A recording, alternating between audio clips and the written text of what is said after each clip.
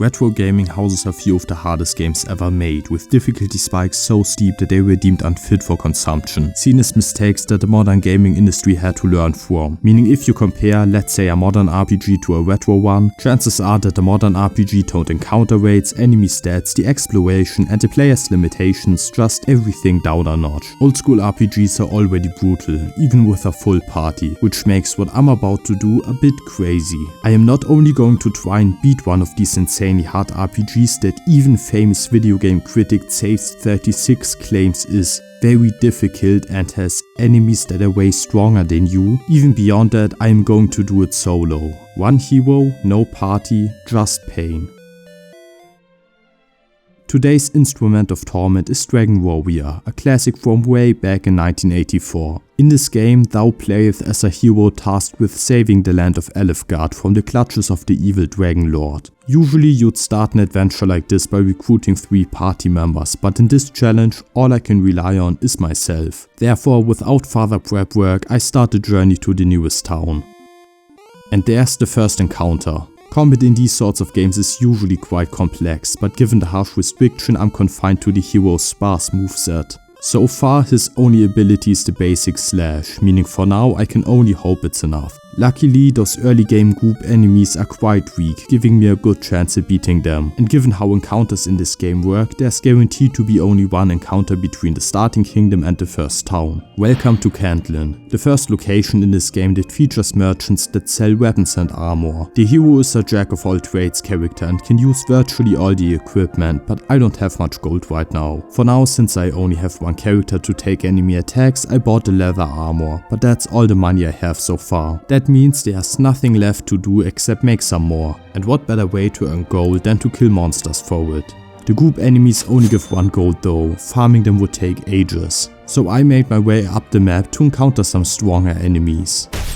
And that's the first death. I stood absolutely no chance against the first real enemy and already got acquainted with the game over screen. You too should get used to seeing it, since as you can probably tell already, this run is going to be extraordinarily difficult. Game overs in this game send you back to the starting castle and cost half your gold, a very steep price. But there's no point lingering on what's already happened, it's time for a second attempt. This time I decided to stick closer to the starting area and to kill a couple more of the group enemies to try and level up. Problem is, EXP doesn't scale with the amount of party members, since the game just assumes how many people you bring. That means one of these enemies only grants me a single measly point of EXP. So when I said I killed a couple, I meant a lot. Let me tell you, it took so many until I finally reached level 2 that I lost count. With each level in this game your attributes increase, and these attributes make a character more efficient in combat. The maximum HP attribute is the most important one, since you can only get a game over once all your characters reach 0 HP. That is why I do my best to level that attribute specifically. Now at level 2 I feel ready to take on the world, or at least the area above where you start. Well, only to immediately die to a bat. You can guess how this goes.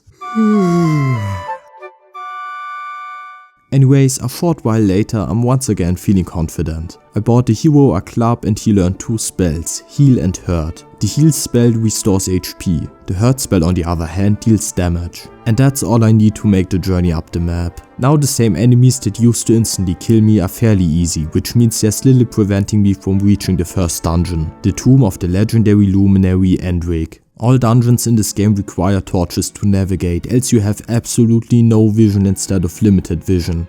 Luckily the enemies in this dungeon aren't all too difficult, which makes navigating it the main challenge. The layout also happens to be fairly simple, as you can tell from the background footage, meaning it only took me about 2 hours to find my way through. At the end we find a tablet, a message from Endrick to his descendants. It says nothing worthwhile however, or at least nothing relevant to the hero, but we do need it in order to progress later on. But that's all there is to do here, meaning we're ready to move on. The next stop is a town in the northeast corner of the map.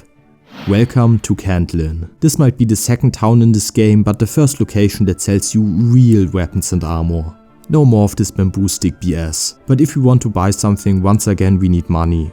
The only things I can afford right away are a torch and a dragon scale, keep that one in mind for later. But that means there's nothing left to do except go make some more, and what better way to earn gold than to search a dungeon for it. Luckily there happens to be a dungeon nearby, the Rocky Mountain Cave. It's at this point where enemies really stop caring about how much I outscale them. The spells pierce my defense, and in this dungeon the encounter rates are so high that there's no way I'm beating all of those enemies without running out of HP. That doesn't however mean there's no way for me to get through this dungeon, thanks to my secret technique.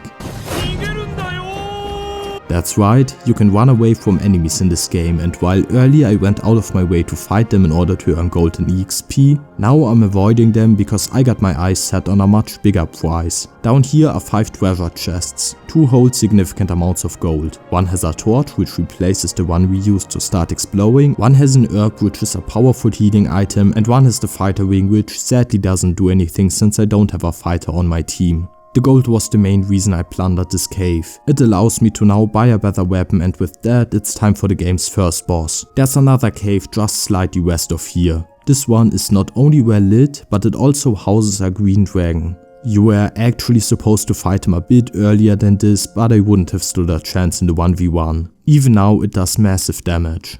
Its normally devastating AoE fire breath is of course no problem for this particular playthrough. The single target attacks however are devastating. Despite my high level I don't stand a chance with brute force. Luckily I have an ace up my sleeve. The sleep spell is a spell that has a chance of applying the sleep status effect. And the sleep status effect makes enemies sleep instead of their normal action for their turn. So the strategy going into this fight is to cast the sleep spell in order to put the green dragon to sleep. Then I can safely deal damage to it. It still took me a few attempts, but given how there's no limit to how many turns in a row an enemy can stay asleep, it was a matter of inevitability until I won. That's the first boss down. The dragon was guarding a princess, which is the reason you'd normally fight the green dragon to begin with. The problem with saving her however is that she'd become a temporary party member, and my rule set doesn't allow that even if she has borderline no impact on combat. So it's a good thing that rescuing her is optional. It's only the dragon you need to defeat. That also means there's nothing left to do in this dungeon, but a new path opened up just south of here. Right away you'll notice the ruins of an unnamed town, a grim reminder of what sort of monster you're fighting against. Besides it being an interesting lore element, there's nothing here though. As you move farther down south however, we arrive at the next town, or rather our next destination. This one however is guarded by a powerful golem, designed to keep the town from suffering the same fate as the village from earlier. But it not only guards against monsters, instead it attacks all sorts of intruders. So yes, this means I have to fight yet another boss right away. Unlike the green dragon however, this guy doesn't waste his actions on weak AoE attacks. He only has one move, and that's a single target attack.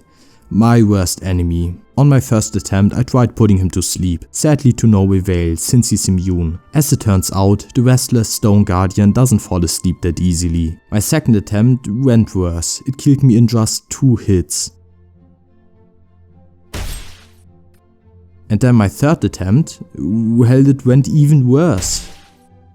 I level with you. I have the best equipment that's available at this point in the game, and I'm at the soft level cap. Truth be told, I've never gone past the golem in any of my playthroughs. Frankly, it just does so much damage, it has so much health. I really don't know what you're supposed to do against it, and there's legit nothing else to even do in this game without beating the golem first. Truthfully, this is where the playthrough dies. But then again, I've never even heard anyone consider attempting to beat Dragon Quest without a party. And that leads me to assume that nobody else even attempted this. Let's be real, I'm a pioneer, and as such I think I've made a great deal of breakthroughs today.